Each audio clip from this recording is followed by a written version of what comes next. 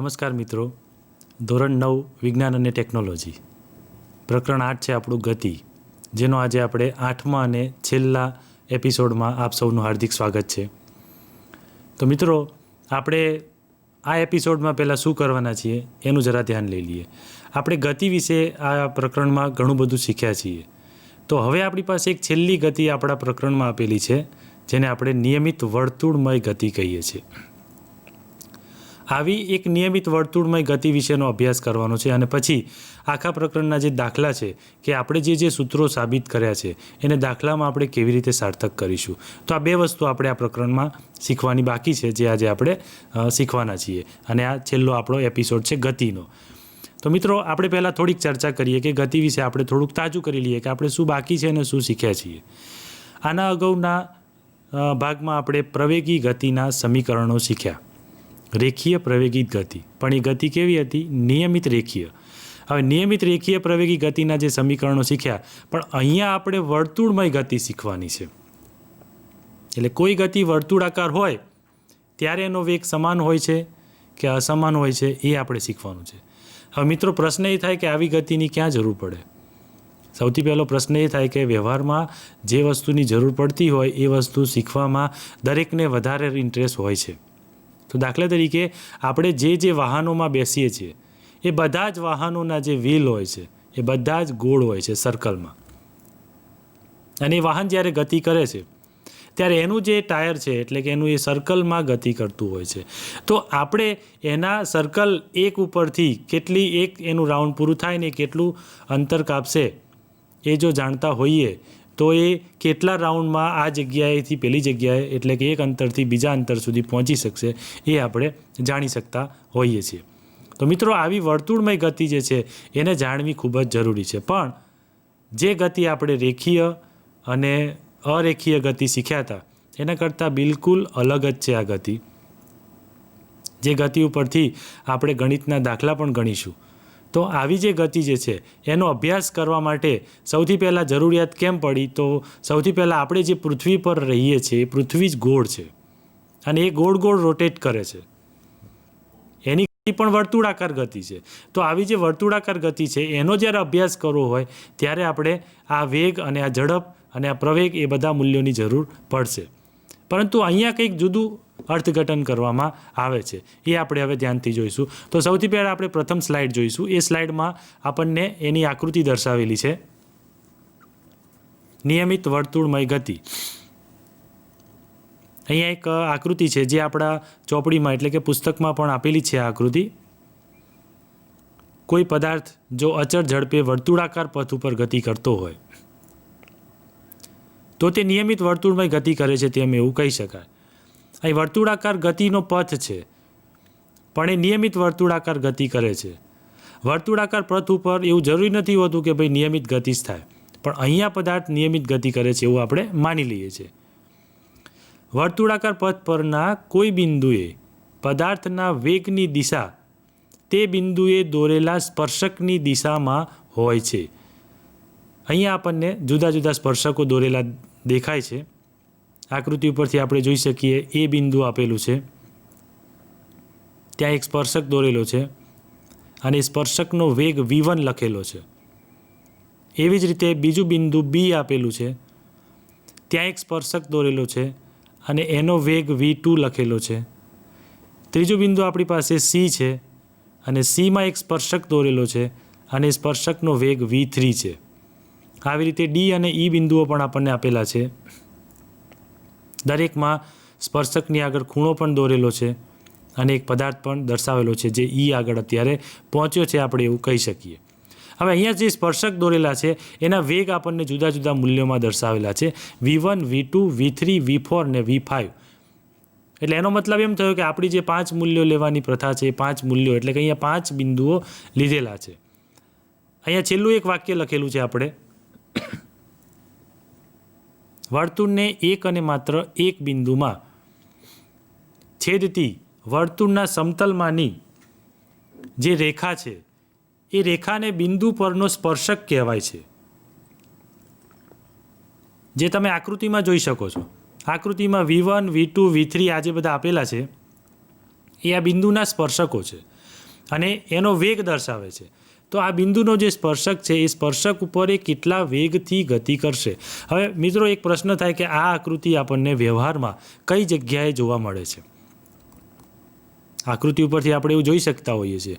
એક બે ઉદાહરણ જોઈએ પછી આગળ વધીએ. કે દાખલા તરીકે દિવાળી, તો દિવાળીના ટાઈમે આપણે નીચે જે ચક્કડી ફેરવતા હોઈએ છીએ એમાં આવો કંઈક આકાર થાય છે એ જાણીએ છીએ આપણે. તો એમાં આવું શું બને છે? અહીંયા જે આકાર છે એવો જ આકાર એ ફટાકડાની અંદર આપણને જોવા મળતો હોય છે. તો આવું કેમ બને છે અને ત્યાં શું થાય છે એ જોવાનું છે. કે જ્યારે કોઈ પણ પદાર્થ વર્તુળાકારમય ગતિ કરતો હોય છે ત્યારે એ એની પૂરી તાકાત એ વર્તુળમય ગતિમાં લગાવતો હોય છે. પરંતુ ક્યારેક એવું બને છે કે માની લો કે એક દોરીના છેડે બાંધેલો પથ્થર એ કોઈ પદાર્થ જો જોરથી કોઈ વ્યક્તિ એને ગુમાવતો હોય, એકદમ ફેરવતો હોય, કોઈ વિદ્યાર્થી દોરીના છેડે પથ્થર બાંધી અને ગોળ ગોળ ફેરવે છે. એ આકૃતિ આપણા પુસ્તકમાં આપેલી છે. તો દૂર ઊભેલી વ્યક્તિને એવું લાગશે કે આ વર્તુળમય ગતિ છે. પરંતુ પ્રશ્ન આપણો એ નથી. પ્રશ્ન આપણો એ છે કે આ વર્તુળમય ગતિ જે છે એના 5 કોઈ પણ બિંદુ લઈ લઈએ અને જ્યાં સ્પર્શક દોરીએ આપણે, અને એ જે સ્પર્શક દોરીશું ત્યાં વેગ પણ તમને જોવા મળશે. એને આપણે V1, V2, V3, V4 ને V5 આવા 5 વેગ આપણે આપીશું. તો મિત્રો પ્રશ્ન એ થાય કે જે વર્તુળમય ગતિ છે આપણી, એ વર્તુળમય ગતિ આપણે ઉપરથી એવું કહી શકીએ કે શું આ 5 વેગ સરખા હશે? આપણે એવું જ માની લઈએ કે આપણી ચોપડીની જે આકૃતિ છે કે એક વિદ્યાર્થી પથ્થરને દોરીના છેડે બાંધી અને ગોળ ગોળ ફેરવે છે. પથ્થરને જ્યારે દોરીના છેડે બાંધીને ગોળ ગોળ ફેરવશે ત્યારે એના જે જુદા જુદા વેગ હશે કોઈ પણ સમયે, તો હવે માની લઈએ કે એ વિદ્યાર્થીને એ દોરી જે છે એના છેડે બાંધેલો પથ્થર જે છે એ પથ્થરને એને અમુક યોગ્ય એટલે કે ચોક્કસ દિશામાં ફેંકવો છે. ત્યારે એ શું કરશે? ત્યારે વર્તુળાકાર ગતિ જે છે એને ક્યાંક એને બ્રેક કરવી પડશે. તો એ કઈ જગ્યાએ બ્રેક કરશે? તો એના માટે આપણે એવું કહી શકીએ કે એને માની લો કે આપણે એવું જોતા હોઈએ છીએ ઘણી બધી રમતોમાં કે દાખલા તરીકે ગોળા ફેંકની રમત છે. તો એને ગોળાને અહીંયા મૂકી અને પછી એ ગોળા ફેંકવાળો જે પ્લેયર હોય છે એ ગોળ ગોળ ફરી અને પછી એને ફેંકે છે દૂર. તો આવું જ્યારે કરે છે ત્યારે એને જે દિશામાં ફેંકવાનું હોય છે એ દિશામાં જઈ અને હાથને ધક્કો મારે છે. તો આપણે અહીંયા પણ એવું કરી શકીએ કે આ જે વર્તુળાકાર ગતિ છે અને દોરીના છેડે પથ્થર બાંધેલો છે એને માની લો કે પૂર્વ દિશામાં પથ્થરને ફેંકવો છે. તો એ પૂર્વ દિશા આવશે એટલે દોરીના છેડે જે પથ્થર બાંધેલો છે પથ્થરને છોડી નાખશે.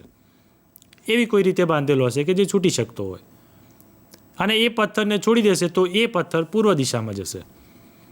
તો આપણે એવું કહી શકીએ અહીંયા એનો સ્પર્શક દોરેલો હશે અને પથ્થરનો વેગ કેટલો હશે એ જાણી શકીએ છીએ. હવે માની લો કે આ જ વ્યક્તિ એ પથ્થરને પૂર્વની જગ્યાએ પશ્ચિમ દિશામાં ફેંકવાની કોશિશ કરશે. તો આપણી આકૃતિ તો આવી જ મળવાની છે. એ પશ્ચિમ દિશામાં થઈ અને ફરીથી પાછો પથ્થર ઘુમાવતા દોરી છોડી દેશે એટલે એ પથ્થર જે છે એ પશ્ચિમ દિશામાં જશે. આવી રીતે 4 દિશાઓમાં આવી રીતે અલગ અલગ પથ્થર ફેંકવા હોય તો એ વિદ્યાર્થી ફેંકી શકે છે. આ 4 દિશાઓ સિવાય વચ્ચે કોઈ પણ જગ્યાએ પણ પથ્થરને ફેંકવો હોય તો એ ફેંકી શકે છે. પરંતુ પ્રશ્ન આપણો એ છે કે શું દરેક જગ્યાએ વેગ સરખો હશે? અહીંયા આપણે જે ભણીએ છીએ આપણી જે આકૃતિ છે એમાં એવો શબ્દ લખેલો છે કે નિયમિત વર્તુળાકાર ગતિ.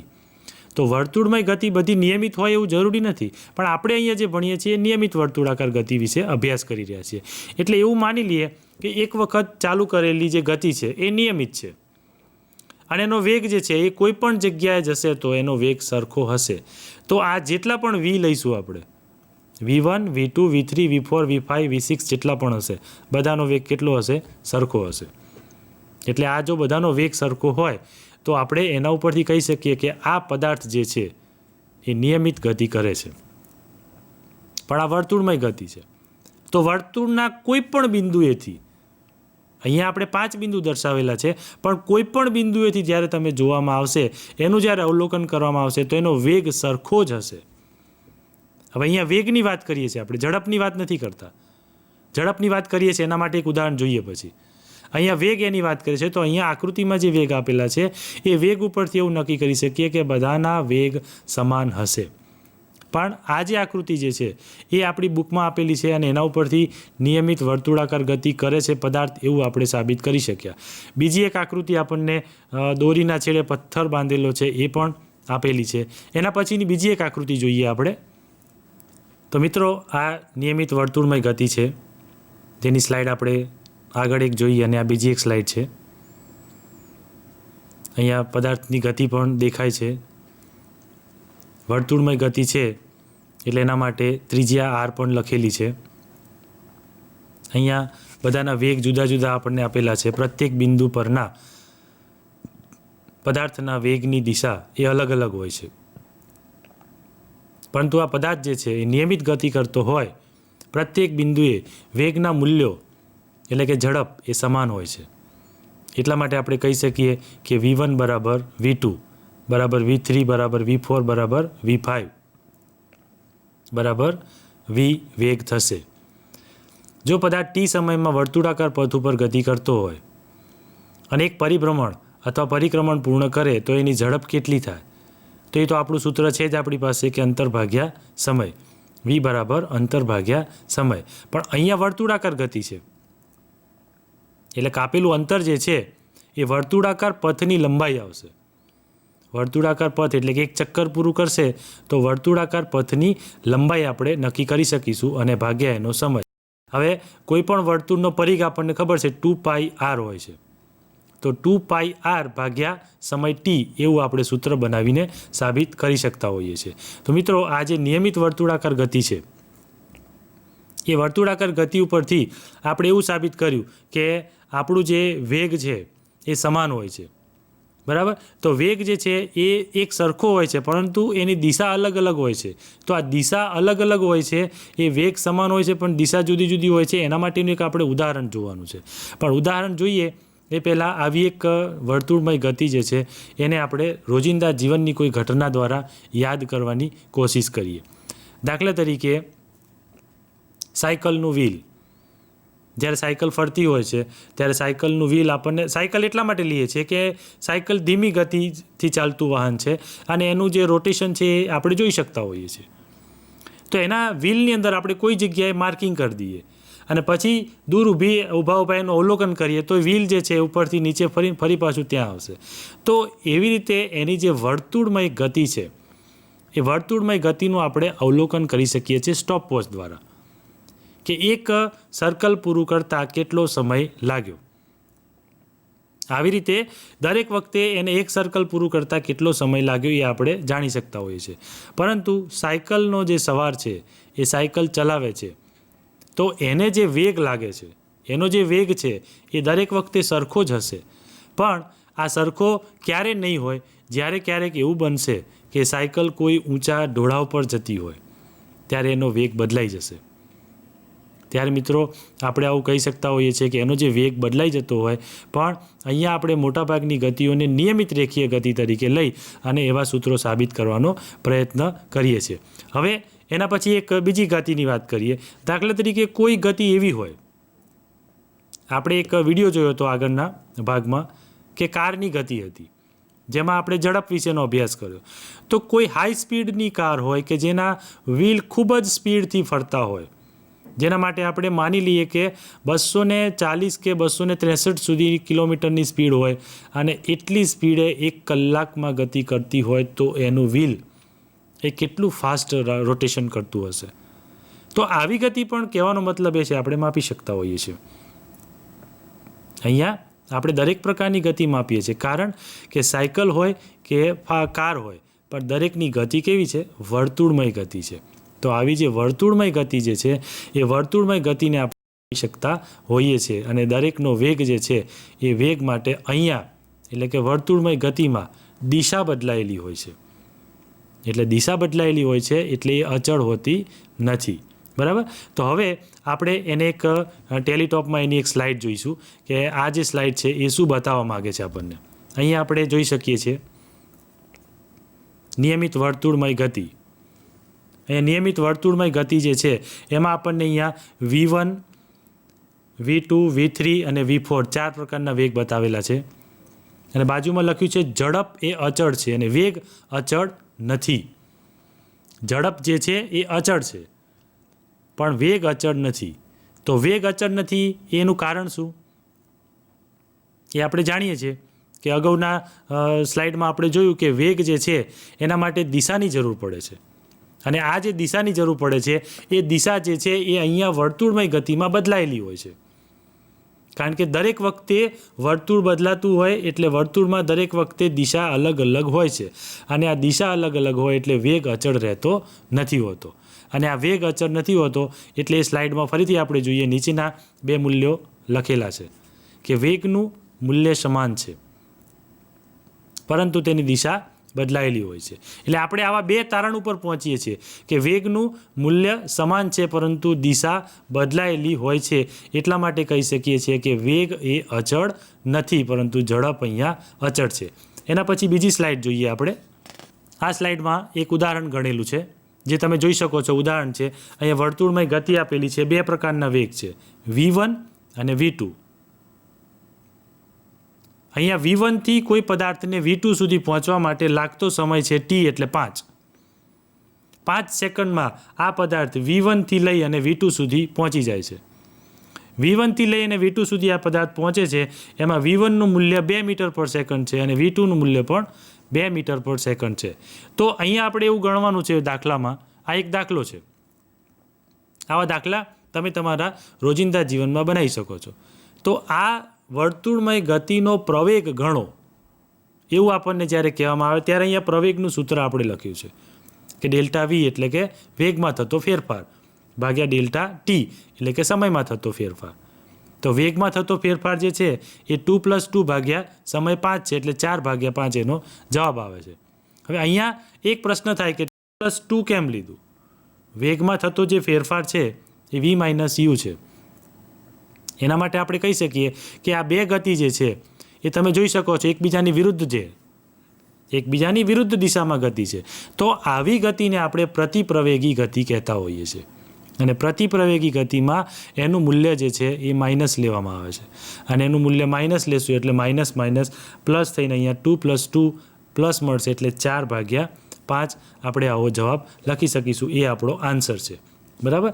તો આવા કેટલાય ઉદાહરણ આપણે રોજિંદા જીવનમાં લઈ શકતા હોઈએ છીએ, અને આવા ઉદાહરણો ઉપરથી જ આપણે એનું મૂલ્ય પણ મેળવી શકતા હોઈએ છીએ, અને આ મૂલ્ય મેળવ્યા પછી આપણે એના વિશેનો આગળ અભ્યાસ કરવો હોય તો પણ આપણે કરી શકતા હોઈએ છીએ. મિત્રો, બીજી એક સ્લાઇડ જોઈએ આપણે ટેલિટોપમાં કે એમાં આપણે શું કરી શકીએ છીએ. આ જે એક્ઝામ્પલ છે એના પછીનો મુદ્દો છે. બે પ્રકારની ગતિ અહીંયા છે. બંને ગતિ આપણે જોઈ છે, એક રેખીય ગતિ છે અને એક કોણીય ગતિ છે. રેખીય ગતિ જે છે એમાં R આપેલો છે અને થીટા આપેલો છે. કોણીય ગતિમાં પણ R છે અને થીટા છે. R ત્રિજ્યા છે અને થીટા એનો ખૂણો બતાવે છે. પણ રેખીય ગતિ જે છે એના બે મુદ્દા અહીંયા છે કે અહીંયા R બદલાય છે પણ થીટા અચળ રહે છે. અહીંયા R જુદો જુદો થતો હોય છે પણ એ રેખા એક જ રેખામાં છે, રેખીય ગતિ છે એટલે એનો થીટા અચળ હોય છે. જ્યારે અહીંયા જુદું હોય છે, અહીંયા R અચળ હોય છે અને ધીરે ધીરે થીટા બદલાય છે.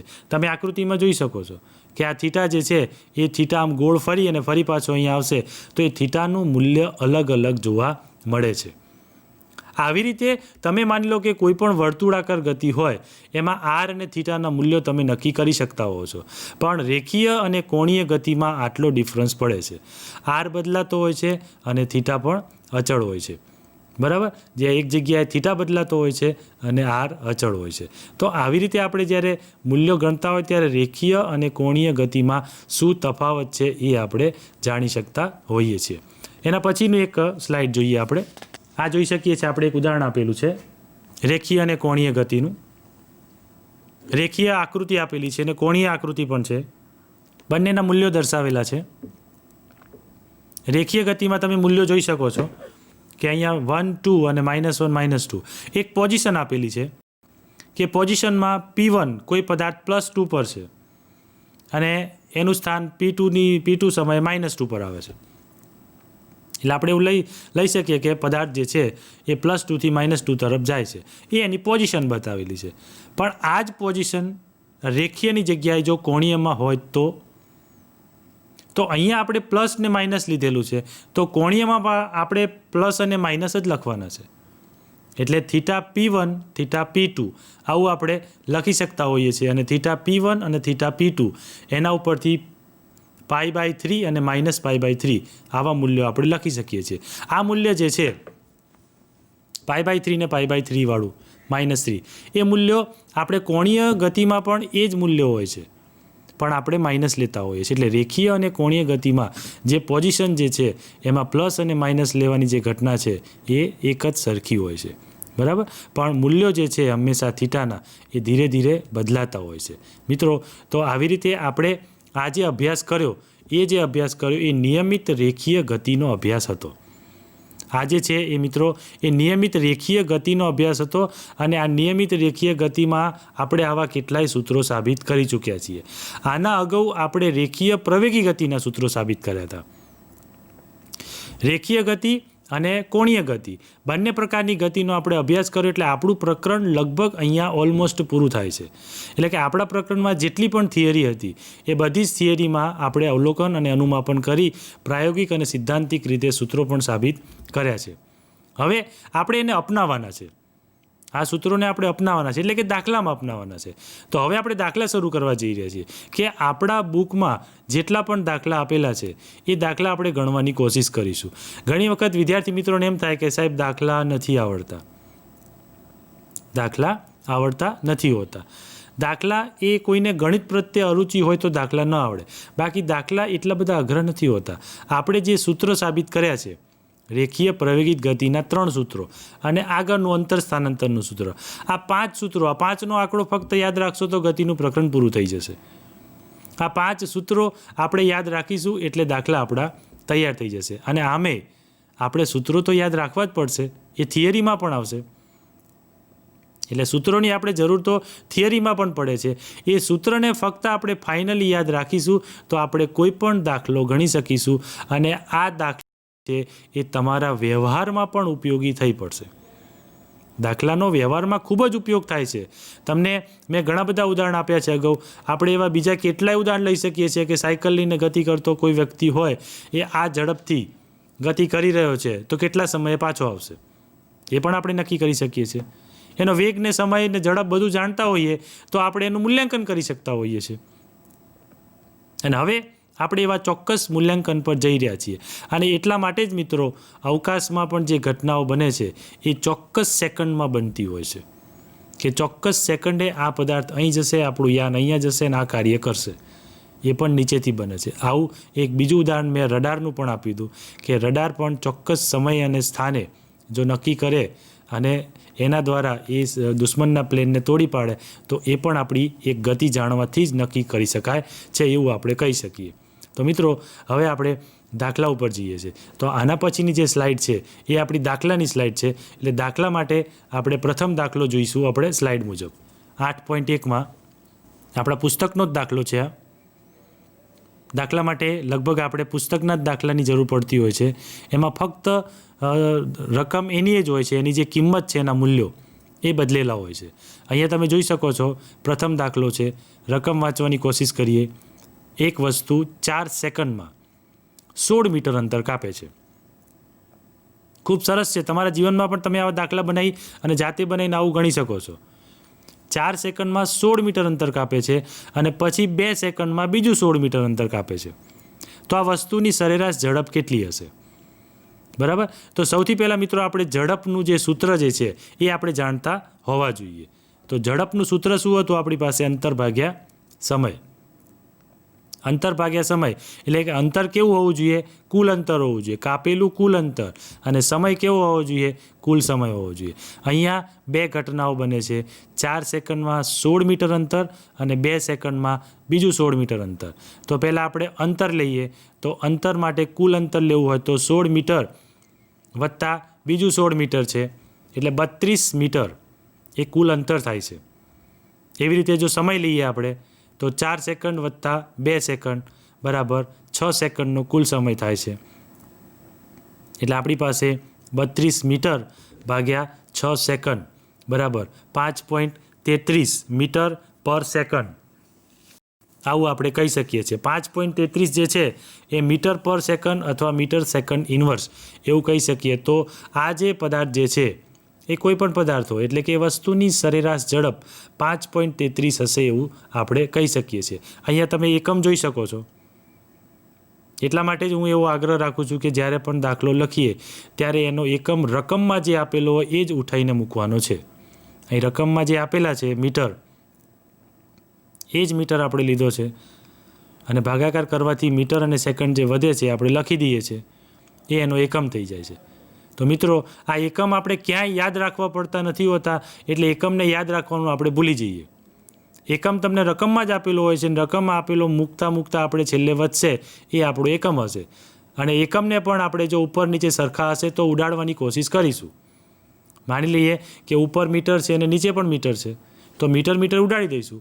ઉપર મીટરનો વર્ગ છે તો 1 મીટર વધશે ઉપર. આવા દાખલા પણ આપણે આગળ ક્યાંક જોવા મળશે.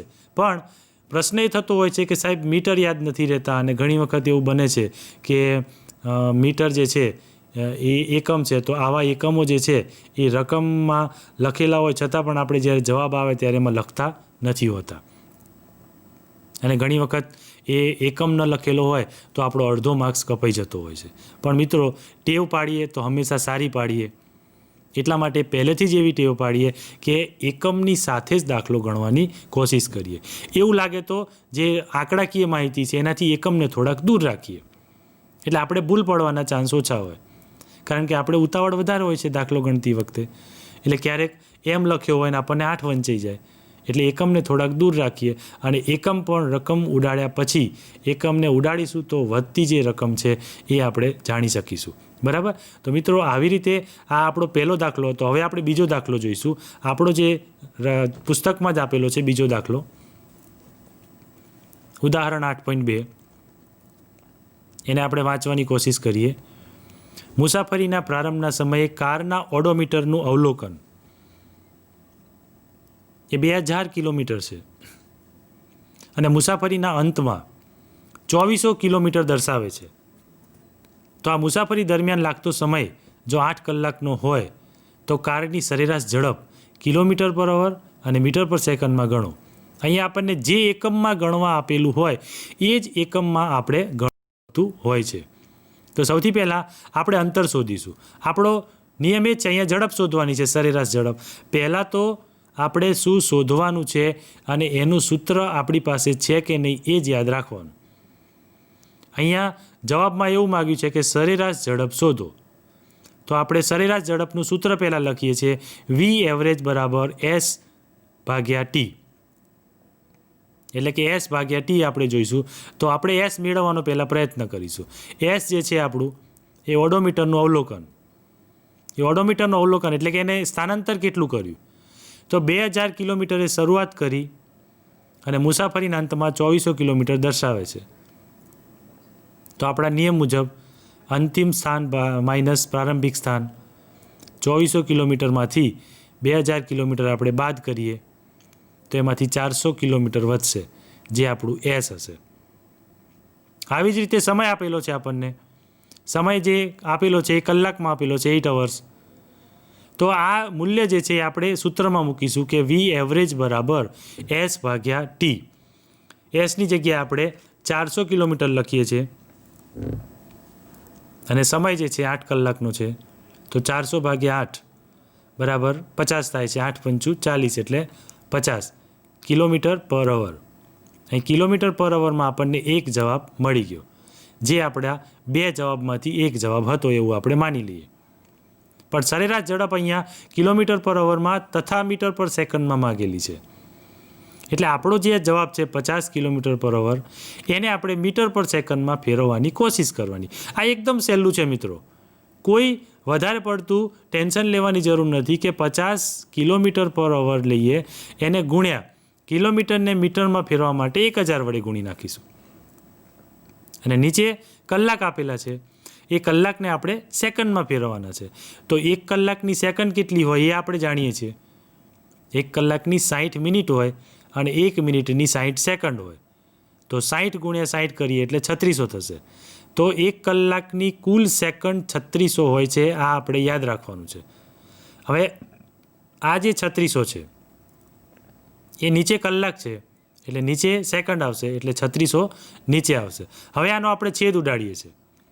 તો આપણે છેદ ઉડાડવા મુજબ મીંડા ઉડાડી દઈશું એટલે 1000ના 2 મીંડા 3600 જોડે ઉડી જશે એટલે ઉપર 500 ભાગ્યા 36 વધશે. 500 ભાગ્યા 36 એનો અડધા કરીશું તો 13.88 જેવો સમથિંગ આવે છે. 13.88 અને એકમ જે છે એ એનો મીટર પર સેકન્ડ જળવાઈ રહે છે એટલે 13.88 એટલે 13.9 મીટર પર સેકન્ડ અથવા મીટર ઇન્વર્સ સેકન્ડ ઇન્વર્સ આવું આપણે કહી શકીએ છીએ. તો કારની સરેરાશ ઝડપ જે છે એ અહીંયા 2 પ્રકારની મળી, 50 કિલોમીટર પર અવર અથવા આપણી પાસે છે 13.9 મીટર પર સેકન્ડ. તો મિત્રો આવી રીતે જ્યારે 2 જવાબ આપણને આપેલા હોય અથવા 2 જવાબ માગેલા હોય ત્યારે આપણે 2 જવાબો પણ શોધવા પડશે. અહીંયા મીટર પર સેકન્ડ આપેલું છે એની જગ્યાએ સેન્ટીમીટર પર સેકન્ડ પણ આપેલું હોઈ શકે છે. તો આવી રીતે 2 જવાબ શોધવાના હોય અથવા એક જ જવાબ તમને એવો આપેલો હોય. દાખલા તરીકે આ 2 જવાબ હતા એમાં તમને એક જ જવાબ જો આપેલો હોત કે મીટર પર સેકન્ડમાં જવાબ શોધો તો તમારે પહેલો જવાબ તો શોધવો જ પડે. અહીંયા તમે જોઈ શકો છો કે મીટર પર સેકન્ડમાં શોધવા માટે તમારે 50 કિલોમીટર પર અવર એ પહેલો જવાબ તો આવવાનો જ છે એની જાતે જ. રકમમાં કિંમત મૂકીશું સૂત્રમાં એટલે તમારો પહેલો જવાબ તો આવવાનો જ છે. એટલે પહેલો જવાબ મળશે એ મુજબ તમને બીજો જવાબ તમે શોધી શકશો. બરાબર. તો મિત્રો આ આપણો બીજો દાખલો હતો જે આપણા પુસ્તકનો જ દાખલો છે. હવે આપણે ત્રીજા દાખલા તરફ જઈએ છીએ. ઉદાહરણ નંબર 3 આપણા પુસ્તકનો જ દાખલો છે એટલે પુસ્તક તમારી પાસે હોય તો કદાચ અક્ષર તમને તેના કરતાં વધુ સ્પષ્ટ વંચાશે. અહીંયા એક સ્વિમિંગ પુલની વાત કરેલી છે. આવા સ્પોર્ટ્સની વાતો પણ તમે તમારા જીવનની કોઈ ઘટના દ્વારા ઉદાહરણ બનાવી અને આવું કરી શકતા હો છો. આપણે રકમ વાંચવાની કોશિશ કરીએ. ઉષા 90 મીટર લંબાઈના એક સ્વિમિંગ પુલમાં તરે છે અને આ સ્વિમિંગ પુલના એક છેડાથી બીજા છેડા સુધી તથા તે જ માર્ગ ઉપર પાછા ફરીને 180 મીટરનું કુલ અંતર 1 મિનિટમાં કાપે છે. 180 મીટરનું એ અંતર કાપે છે અને ફરીથી પાછું 1 મિનિટ થાય છે એને તો ઉષાની સરેરાશ ઝડપ અને સરેરાશ વેગ શોધવાનો છે. તો પહેલાં તો મિત્રો મેં કહ્યું હતું એમ કે તમને બંનેના સૂત્રો આવડતા હોવા જોઈએ અને સૂત્રો એકદમ સિમ્પલ છે જે આપણે પહેલાં જ લેક્ચરમાં જોઈ ગયા છીએ કે ઝડપ બરાબર અંતર ભાગ્યા સમય અને વેગ બરાબર સ્થાનાંતર ભાગ્યા સમય. અંતર ભાગ્યા સમય અને સ્થાનાંતર ભાગ્યા સમય આ બંને સૂત્ર લખી અને પહેલાં જ્યારે પણ દાખલો આપણે ગણવાની કોશિશ કરીએ ત્યારે આ બંને લખી અને બંને સૂત્રોને આપણે બોક્સમાં ફિટ કરી દઈશું. બોક્સ બનાવવાનો આગ્રહ એટલા માટે રાખીશું કે જ્યારે કોઈ પણ સર તમારું પેપર ચેક કરે ત્યારે એમની નજર સીધી જ બોક્સ ઉપર પડે. મિત્રો બોક્સની બહુ કિંમત હોય છે. જ્યારે તમારે કોઈ સારા ટકા આવે અને તમે જ્યારે ટીચરને પેંડા આપવા જાઓ ને એ પેંડાને બોક્સમાં આપો ત્યારે વધુ સુંદર લાગતું હોય છે.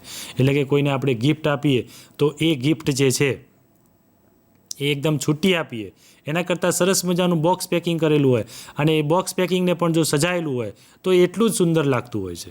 એટલા માટે આવા જે મેઇન પોઈન્ટ્સ હોય છે આપણા દાખલામાં ખાસ કરીને એવો આગ્રહ રાખજો કે દાખલાનો જે જવાબ આવે એને તમે બોક્સ બનાવજો અને જે દાખલામાં સૂત્ર વાપર્યું છે એને તમે બોક્સ બનાવજો.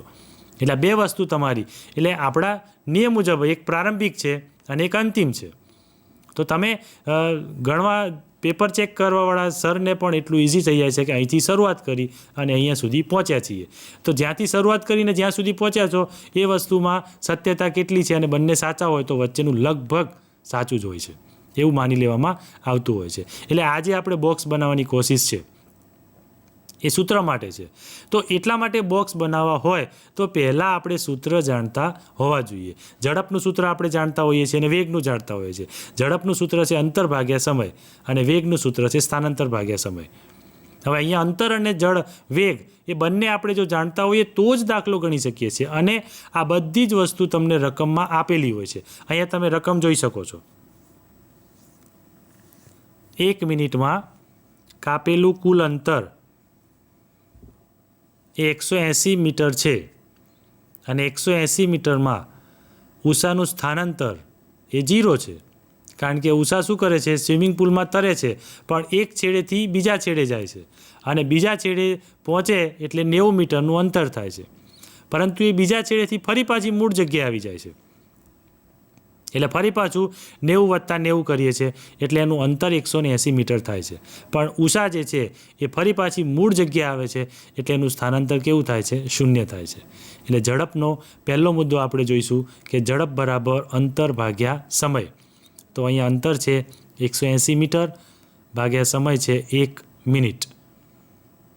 બરાબર. તો એ મિનિટને આપણે સેકન્ડમાં ફેરવવા માટે 60 વડે ભાગીએ છીએ એટલે કે 1 મિનિટ ગુણ્યા 60 કરીએ છીએ. તો 180 ભાગ્યા 60 આપણને મળશે. તો 0 ઉડાડી દઈશું. 6 તરી 18 એટલે 3 મીટર પર સેકન્ડ એવો જવાબ આપણને મળે છે અહીંયા. બીજું છે સરેરાશ વેગ, સ્થાનાંતર ભાગ્યા સમય. અહીંયા સ્થાનાંતર આપણી પાસે 0 છે, 0 ભાગ્યા 60 કરશું તો 0ના ભાગ્યા ગમે તે રકમ હશે, જવાબ આપણો 0 જ આવશે. એટલે ઝડપ 3 મીટર પર સેકન્ડ છે અને એનો વેગ જે છે એ 0 મીટર પર સેકન્ડ છે એવું આપણે આ દાખલામાં સાબિત કરીએ છીએ.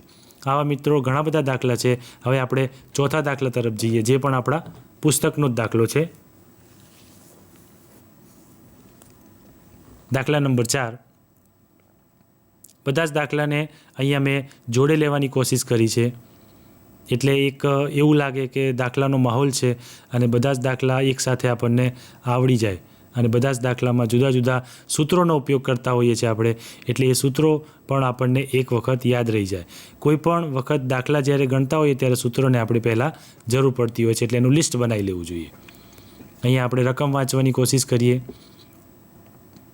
સ્થિર અવસ્થામાંથી રાહુલ પોતાની સાયકલ ચલાવવાની શરૂઆત કરે છે. અહીં સાયકલનો વેગ આપેલો છે કે 30 સેકન્ડમાં 6 મીટર પર સેકન્ડનો વેગ છે. 30 સેકન્ડમાં 6 મીટર પર સેકન્ડનો વેગ પ્રાપ્ત કરે છે.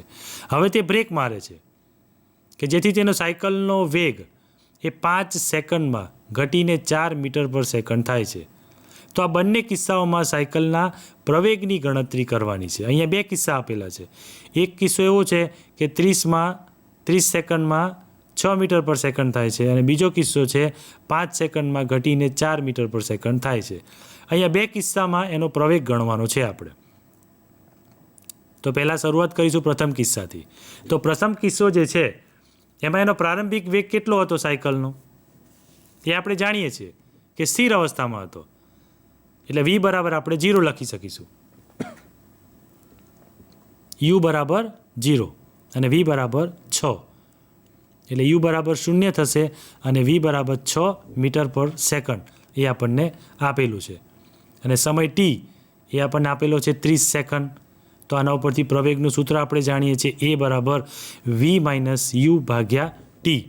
તો v માઇનસ u ભાગ્યા t જે છે એમાં આપણે કિંમત લખીશું 6 માઇનસ 0 ભાગ્યા 30 એટલે 6 ભાગ્યા 30 આવશે અહીંયા અને 6 ભાગ્યા 30 કરવા જઈશું એટલે 6 પંચાને 1 ભાગ્યા 5 આવું આપણને મળશે. અને 1 ભાગ્યા 5 જે છે એનો જવાબ થાય છે 0.2 મીટર સેકન્ડ સ્ક્વેર. અહીંયા ઉપર જોઈ શકીએ છીએ કે એકમ ઉડાડીશું તો આપણને આટલું વધશે મીટર સેકન્ડ સ્ક્વેર. એટલે 0.2 એ પ્રવેગનો એકમ છે. ઘણી વખત મિત્રો ઊંધું યાદ રાખતા હોય છે કે દરેકના એકમો યાદ રાખી લે એટલે છેલ્લે વચ્ચે એકમ લખવા ના પડે ને છેલ્લે આપણે એકમ લખી શકીએ. તો એ પદ્ધતિ પણ ખૂબ સારી છે. એ પદ્ધતિ ખોટી નથી પણ એમાં એકમને યાદ રાખવા પડે અને અહીંયા યાદ રાખવાની જરૂર નથી. ઉડાડ્યાથી ડાયરેક્ટ આપણને મળી જશે. બીજો કિસ્સો જોઈએ આપણે. આ બીજો કિસ્સો છે જેમાં પ્રારંભિક વેગ 6 હતો. એણે બ્રેક મારી એટલે અંતિમ વેગ 4 મીટર પર સેકન્ડ થઈ ગયો. સાયકલને બ્રેક મારે છે અને ક્યારે મારે છે 5 સેકન્ડમાં. એટલે એનો સમય 5 સેકન્ડ થશે. t બરાબર 5 આવશે. એટલે એનો પ્રારંભિક વેગ 6 મીટર પર સેકન્ડ હતો અને v બરાબર 4 મીટર પર સેકન્ડ થાય છે. બરાબર. તો પ્રવેગનું સૂત્ર ફરીથી આપણે લઈએ. v માઇનસ u 4 માઇનસ 6 ભાગ્યા 5 બરાબર -2 ભાગ્યા 5 આવશે. -2 ભાગ્યા 5 એટલે જે જવાબ આવશે એ માઇનસમાં આવશે. તો એનો મતલબ એમ થયો કે સાયકલના પ્રથમ કિસ્સામાં જે પ્રવેગ હતો એ ધન દિશામાં હતો 0.2 અને બીજા કિસ્સામાં જે પ્રવેગ મળ્યો આપણને એ -0.4 મીટર સેકન્ડ સ્ક્વેર એવું આપણને મળે છે. તો આપણે આ બંને કિસ્સા ઉપરથી એવું કહી શકીએ, આવા કિસ્સા મિત્રો તમે જાતે પણ બનાવી શકો છો અને જાતે પણ આવા દાખલાઓ ઉત્પન્ન કરી શકતા હોઈએ છીએ. બરાબર. તો દાખલા તરીકે દરેક વિદ્યાર્થી સ્કૂલમાં સાયકલ કે સ્કૂટી કે વાહન કોઈ પણ વસ્તુ લઈને આવતો હોય અથવા કોઈ બસમાં ટ્રાવેલ કરતા હોઈએ તો એના પણ આવા વેગ જુદા જુદા આપણે ગણી અને એમાં બ્રેક મારીએ ત્યારે કેટલી ગતિ હોય છે એ પણ ગતિ ગણી અને દાખલો જાતે બનાવી શકતા હોઈએ છીએ. એટલે આવો પ્રશ્ન આપણને ક્યારેય થાય નહીં. ઘણી વખત પેપર હાથમાં આવે ત્યારે આપણને દાખલો અઘરો લાગતો હોય છે, પણ એ દાખલો અઘરો નથી હોતો. એમાં જે રકમ હોય છે એમાં મૂલ્યો ખાલી બદલેલા હોય છે અને મૂલ્યો જ્યારે બદલેલા હોય અથવા જવાબમાં જે તમને પૂછ્યું હોય એ કિલોમીટર પર અવરમાં આપેલું હોય અને તમને જવાબ જે છે એ મીટર પર સેકન્ડમાં પૂછ્યો હોય, એટલે આટલો ખાલી ફેરફાર કરવાથી એ દાખલો વિદ્યાર્થીઓને અઘરો લાગતો હોય છે. પણ એવું નથી. આ અઘરાને આપણે સરળ બનાવવા માટે દરેક વિદ્યાર્થી એક એક દાખલો આવો ઘરેથી બનાવશે. એટલા માટે લાવશે કે પોતાની ગતિ, તમે સ્કૂલમાં આવો છો ત્યારે પોતાની ગતિ, ચાલવાની ગતિ પણ નોંધી શકાય છે. આપણા હાથમાં ઘડિયાળ કે સ્ટોપવોચ હોય તો એનાથી ચાલવાની ગતિ પણ આપણે નોંધી શકતા હોઈએ છીએ કે કેટલી સેકન્ડમાં કેટલા ડગલા ભર્યા, અથવા સાયકલથી પ્રવેગી ગતિ પણ માપી શકતા હોઈએ છીએ, અથવા કોઈ વાહનમાં આવતા હોય, બસમાં આવતા હોય તો બસના ઓડોમીટરની ગતિ પણ માપી શકતા હોઈએ છીએ. આવી જુદી જુદી ગતિ ઉપરથી જુદા જુદા દાખલા બનશે. અને મિત્રો, આ મારી તમને ચેલેન્જ છે કે જો દરેક વિદ્યાર્થી એક જ દાખલાઓ બનાવી લાવશે, એક જ દાખલો પણ પોતાની જાતે અને પોતાની જુદી જુદી ગતિ ઉપરથી એક રકમ એવી બનાવશે અને પછી એને ગણવાની કોશિશ કરશે, તો બધા જ દાખલા એની જાતે આવડી જશે અને એના એકમ પણ તમને આવડી જશે કે તમે એ પણ જાણો છો કે મીટરમાં છે કે કિલોમીટરમાં છે. કોઈનું ઘર 5 કિલોમીટર દૂર હોય તો 5 કિલોમીટર દૂર એની સ્કૂલ છે તો એ શરૂઆતમાં મુસાફરી કરવાની શરૂઆત કરશે તો એનો શરૂઆતનો વેગ કેટલો હશે? 0 હશે. સાયકલ લઈને મુસાફરી કરે છે અને 0 હશે, પછી એ ધીરે ધીરે ગતિ પ્રાપ્ત કરશે તો 10ની ઝડપ પ્રાપ્ત કરે છે, એવું આપણે માની લઈએ. અમુક વસ્તુ માની લેવાની છે આપણે, ક્યાંય ઓડોમીટર નથી એટલે આપણે માની લઈશું. પછી આગળ જઈને એને બ્રેક મારવી પડે છે તો 5 સેકન્ડ પછી એ બ્રેક મારે છે અને એની ગતિ ધીમી થાય છે તો આપણે એવું માની લઈએ ચલો કે 10ની જગ્યાએ એની જે ગતિ છે એ 6 પર પહોંચી ગઈ અને 6 પર પહોંચી ગઈ એટલે એના ઉપરથી આપણે એક એવો દાખલો બનાવી શકીએ છીએ. અને આવા દાખલા તમે રોજિંદા જીવનમાં બનાવશો તો દાખલા એ તમારા માટે એકદમ સરળ થઈ જશે. હવે એના પછીનો આપણે આગળનો દાખલો જોઈશું. એ આગળના દાખલાનો અભ્યાસ કરવા માટે 8.5 દાખલો જોઈએ. એની રકમ વાંચવાની કોશિશ કરીએ. એક ટ્રેન સ્થિર સ્થિતિમાં ગતિની શરૂઆત કરે છે અને 5 મિનિટમાં 72 કિલોમીટર પર અવરનો વેગ પ્રાપ્ત કરે છે. 5 મિનિટમાં 72 કિલોમીટર પરનો વેગ પ્રાપ્ત કરે છે. એનો પ્રવેગ અચળ છે. હવે અહીંયા 2 પ્રશ્નો પૂછેલા છે. એનો પ્રવેગ શોધો અને આ વેગ પ્રાપ્ત કરવા માટે ટ્રેન દ્વારા કપાયેલું અંતર શોધો. તો અહીંયા પણ આપણી પાસે 2 જવાબ શોધવાના છે. તો રકમ મુજબ આપણે એવું લઈ શકીએ કે u બરાબર 0 છે. શરૂઆતમાં 0 હતું, પછી 72ની સ્પીડ એને પ્રાપ્ત કરી કિલોમીટર પર અવર. હવે આ કિલોમીટર પર અવર જે છે એને આપણે મીટર પર સેકન્ડમાં પહેલેથી જ ફેરવી દઈશું. તો મિત્રો અહીંયા એક પ્રશ્ન થશે કે 72 કિલોમીટર પર અવર જે છે એને મીટર પર સેકન્ડમાં ફેરવ્યા તો 72ના 20 થઈ ગયા.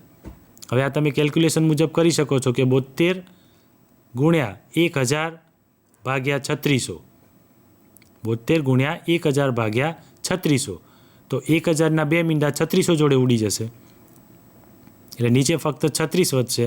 એ 36 × 72 કરીશું આપણે એટલે ઉપર 2 વધ્યા અને 1000નું 1 મીંડું વધ્યું એટલે આપણે 20 મેળવી શકીશું. મિત્રો, ગણિત પણ ઘણી વખત આવી રીતે આપણે મગજમાં ફિટ કરીને ગણી શકતા હોઈએ છીએ કે ગણિત જો જ્યારે તમે મગજમાં ફિટ કરી અને એના મગજમાં છેદ ઉડાડશો ત્યારે તમે ગણિતના સાચા ગણિતજ્ઞ કહી શકશો. અને આ તો એક નાના નાના મુદ્દા છે કે આવા નાના મોટા છેદ ઘણી વખત આપણે આવા નાના પોઈન્ટ્સ ઉપર અટકી જતા હોઈએ છીએ કે આ 72માંથી 20 કેવી રીતે આવ્યા. બરાબર, તો 72માંથી 20 જે છે એ એકમ ફેરવ્યો ત્યારે આવ્યો અને ચોપડીમાં આવી બધી સ્પષ્ટતા કરેલી ઘણી વખત નથી હોતી, કારણ કે તમે સમજી ગયા છો એમ સમજી અને આગળ વધવાનું હોય છે. એના પછી આગળ જઈએ. એનું આગળનું મૂલ્ય આપેલું છે. સમય આપણને 5 મિનિટ આપેલો છે. 5 મિનિટની સેકન્ડ ઘડી 60 વડે ગુણ્યા એટલે 6 પંચાને 30, 300 સેકન્ડ થઈ ગઈ. પ્રવેગનું સૂત્ર લખીએ v - u ભાગ્યા t, એટલે 20 - 0 ભાગ્યા 300, એટલે 20 ભાગ્યા 300. 20 ભાગ્યા 300 આવશે એટલે 1 મીંડું ઉડી જશે, એટલે 2 ભાગ્યા 30 આવશે, એટલે 15 દુ 30 થશે, એટલે 1 ભાગ્યા 15 મીટર સેકન્ડ સ્ક્વેર. આવું આપણે મીટર પર સેકન્ડ સ્ક્વેર એવું એકમ મુજબ લખી શકીએ છીએ. તો આ એનો આપણે એક જવાબ મળ્યો. આપણે એનો બીજો જવાબ જોવાનો છે. હવે બીજો જવાબ છે સમીકરણ 8.7 પ્રમાણે. આપણું બીજું સૂત્ર છે 2as બરાબર વીનો વર્ગ ઓછા યુનો વર્ગ. અહીંયા વીનો વર્ગ જે છે અને યુનો વર્ગ 0 હતો, એટલે યુનો વર્ગ આપણે કાઢી નાખીએ છીએ. એમાંથી એસ એટલે કે અંતર શોધવાનું છે, એને કરતા બનાવીએ તો વીનો વર્ગ ભાગ્યા 2a થશે. વી જે છે એ આપણને 20 મીટર પર સેકન્ડ આપણે અગાઉ જોયું, પણ વીનો વર્ગ છે એટલે 20 મીટર પર સેકન્ડનો વર્ગ કરેલો છે, ભાગ્યા 2a એટલે 2 ગુણ્યા એની જગ્યાએ આપણે 1 ભાગ્યા 15 લખીએ છીએ. ત્યાં કોઈ વર્ગ નથી, એટલે મીટર સેકન્ડ સ્ક્વેર એ એનો એકમ છે અને ઉપર જે વર્ગ છે, એટલે આ કન્ફ્યુઝન ન થાય એનું ખાસ ધ્યાન રાખવું. એટલે હવે આનો આપણે છેદ ઉડાડીશું, તો 1 ભાગ્યા જે 15 છે, 1 ભાગ્યા 15 એ છેદનો છેદ છે, એટલે એ ઉપર જતા રહેશે, અને 20નો વર્ગ કરીશું એટલે 400 થશે. 400ને આપણે નીચે 2 વડે ભાગીશું એટલે ફરી પાછા એ 200 થઈ જશે, એટલે 200 ગુણ્યા 15 કરીશું તો આપણને 3000 મળશે. 15 દુ 30 અને 2 મીંડા. આ 3000 શું મળ્યું આપણને? મીટર મળ્યું. તમે છેદ ઉડાડશો આમાં તો સેકન્ડ ઉડી જશે બધા, કારણ કે ઉપર સેકન્ડ ઇન્વર્સ છે, ઉપર વર્ગ છે, એટલે સેકન્ડ ઉડી જાય છે. અને ઉપર મીટરનો વર્ગ છે, નીચે 1 મીટર છે, એટલે 1 મીટર ઉડી જાય છે અને 1 મીટર વધે છે, તો છેલ્લે આપણને મીટર મળે છે. પણ આ જે 3000 મીટર મળ્યું એને જો કિલોમીટરમાં ફેરવવું હોય તો 3 કિલોમીટર થાય છે. એટલે ટ્રેનનો જે પ્રવેગ જે છે એ 1 ભાગ્યા 15 મીટર પર સેકન્ડ છે અને કાપેલું અંતર 3 કિલોમીટર છે. નેક્સ્ટ દાખલો જોઈએ આપણે, છઠ્ઠો દાખલો. એની રકમ વાંચવાની કોશિશ કરીએ. એક કાર અચળ પ્રવેગથી ગતિ કરે છે, 5 સેકન્ડમાં 18 કિલોમીટર પર અવરનું અંતર કાપે છે. 5 સેકન્ડમાં 18 કિલોમીટર પર અવરનું અંતર કાપે છે અને એનાથી એને 36 કિલોમીટર પર અવરનો વેગ પ્રાપ્ત થાય છે. આ 36 કિલોમીટર પર અવરનો જે વેગ પ્રાપ્ત થાય છે એના માટે આપણે 2 જવાબ માગ્યા છે. અહીંયા આપણી પાસે આ જે 2 જવાબ માગ્યા છે એ જવાબનો આપણે ગણવાની કોશિશ કરીએ ઉકેલ મુજબ. દાખલા તરીકે યુ બરાબર આપણી પાસે 18 કિલોમીટર પર અવર છે, વી બરાબર 36 કિલોમીટર પર અવર છે. હવે એને મીટર પર સેકન્ડમાં ફેરવવાના છે, એટલે ડાયરેક્ટ ફેરવેલા જ આપણે કિંમતમાં મૂકી દઈશું. તો પહેલાં 18ને જોઈએ કે 18ના 5 કેવી રીતે આવ્યા. તો મિત્રો આ પ્રશ્ન બધાને બહુ થતો હોય છે, એને આપણે સાઈડમાં કેલ્ક્યુલેશન કરીને કરી શકીએ છીએ કે 18 ગુણ્યા 1000 ભાગ્યા 3600. ફરી પાછા 1000ના 2 મીંડા જોડે 3600ના 2 મીંડા ઉડાડી દઈશું અને 18 દુ 36 એટલે બગડો નીચે આવશે અને 10 ઉપર છે, એટલે 5 દુ 10 કરીશું તો આપણને 5 જવાબ મળે છે. એવી રીતે નીચે 36 કિલોમીટર છે. સ્વાભાવિક છે કે 18માં જો 5 મળતું હોય તો 18 દુ 36 છે, એટલે 5 દુ 10 થશે, એટલે એમાં 10 મીટર પર સેકન્ડ ડબલ થઈ જશે, કારણ કે એમાં 36 ઉડી જવાના છે, એટલે અહીંયા 10 એકલા જવાબ મળશે. સમય આપેલો છે 5 સેકન્ડ.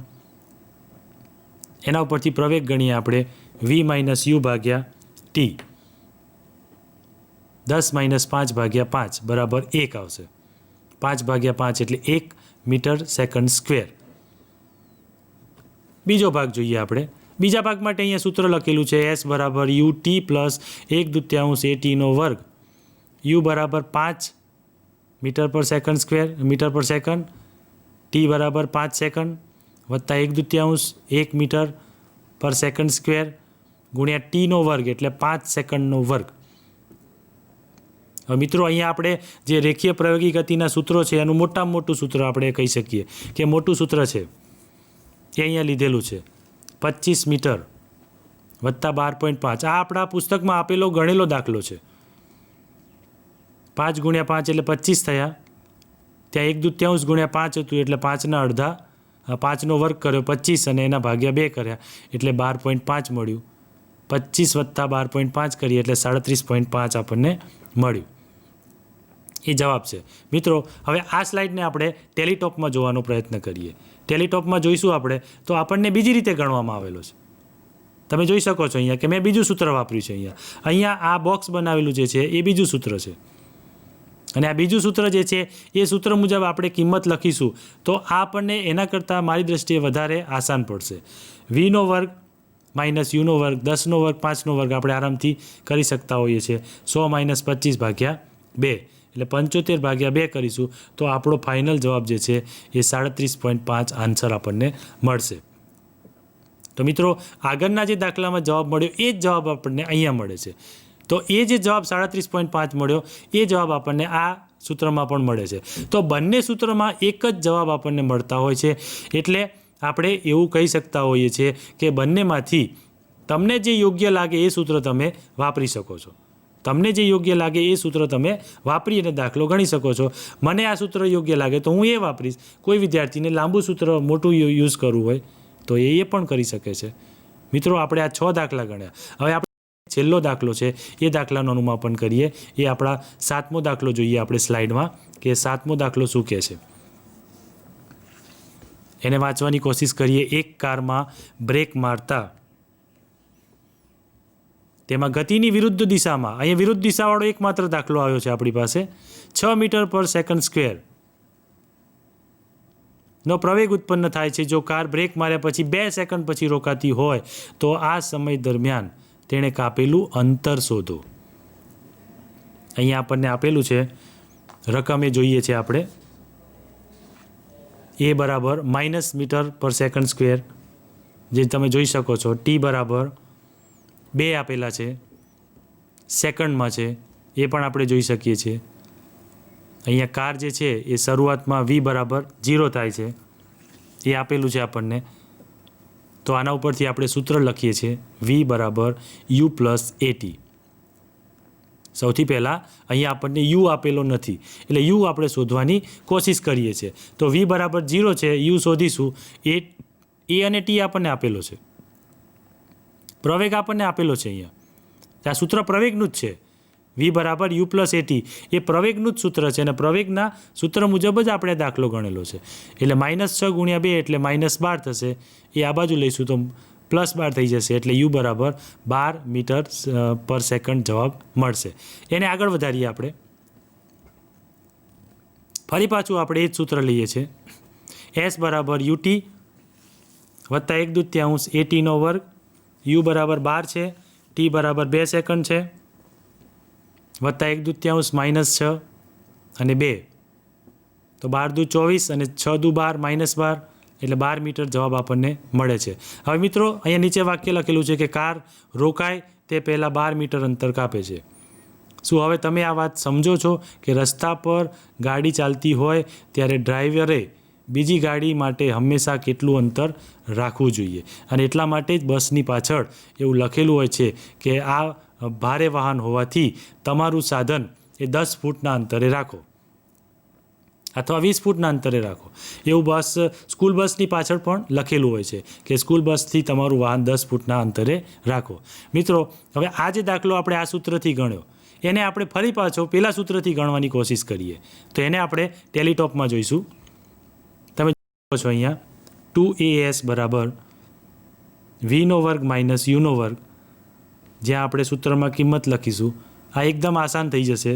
0નો વર્ગ માઇનસ 12નો વર્ગ, 2 માઇનસ 6, 12નો વર્ગ 144 થાય, આગળ માઇનસ છે, ઉપર નીચે બંને માઇનસ ઉડી ગયા એટલે 12 144 એટલે અહીંયા આપણને જવાબ 12 મળે છે. તો મિત્રો આ આપણા 7 પ્રકરણના 7 દાખલા જેને આપણે ગણવાની સંપૂર્ણ કોશિશ કરી. મિત્રો આ દાખલા તો પ્રકરણમાં આપણની બુકમાં આપેલા જ છે, પણ મારો એવો આગ્રહ છે કે દરેક વિદ્યાર્થી આવો એક દાખલો જાતે બનાવે.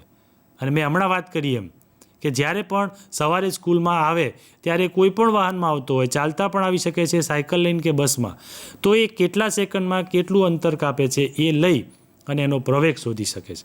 કારણ કે પ્રવેગ શોધવા માટે શેની જરૂર પડે છે? એ જે વેગ છે એ વધઘટની જરૂર પડે છે, અને વધઘટ તો હંમેશા થતું જ હોય છે. વેગ હંમેશા જ્યાં વધતો ઘટતો હોય ત્યાં આપણે પ્રવેગની જરૂર પડે છે. તો મિત્રો, આપણા જે દાખલા હતા એ બધા આપણે સંપૂર્ણ ગણવાની કોશિશ કરી છે. એટલે આપણું આ જે પ્રકરણ છે એ અહીંયા આપણે પૂરું થયેલું જાહેર કરીએ છીએ. આ પ્રકરણમાં લગભગ દાખલા અને થિયરી બધું જ આપણે પૂરું કરીએ છીએ, અને આ જે પ્રકરણ છે એને આપણે 8 વિભાગમાં પૂરું કરવાની કોશિશ કરી છે. તો મિત્રો, એને ફરી રિપીટ કરી અને ધ્યાનથી સાંભળી જોજો. એમાં કંઈ પણ ક્વેરી લાગે તો તમે એને સોલ્વ કરવાનો પ્રયત્ન કરજો, અને હંમેશા પ્રવૃત્તિમય શિક્ષણ બનાવશો તો પ્રવૃત્તિમય જેટલું હશે એ તમારે ક્યારેય યાદ રાખવાની જરૂર નહીં પડે, અને એની જાતે જ એ યાદ રહી જતું હોય છે. કારણ કે દ્રશ્ય શ્રાવ્ય બનશે ત્યારે કોઈ પણ ઘટના જે છે એને યાદ રાખવા માટે એટલી મહેનત પડતી નથી. તો મિત્રો, આજનું આ સેશન અહીંયા પૂરું કરેલું જાહેર કરીએ છીએ. ધન્યવાદ, આભાર.